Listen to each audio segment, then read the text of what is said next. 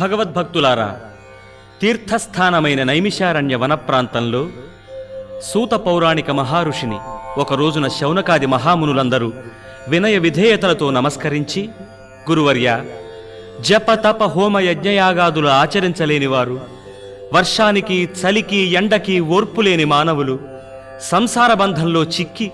వ్యామోహంతో పలుబాధలు అనుభవిస్తూ మోక్షమనే గట్టుకు చేరలేక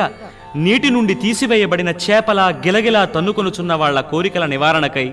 మోక్షమార్గాన్ని అనుసరించే ఏదైనా వ్రతము కలదా చెప్పండి అని అడగ్గా, అంత మహర్షి,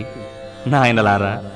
ఒకానొకప్పుడు నారద మహామునీంద్రుల వారు భూలోకాన్ని చేరి చూడగా ఒకడు పిక్కిరిపోయిన గుడిసెలో ఉన్నాడు,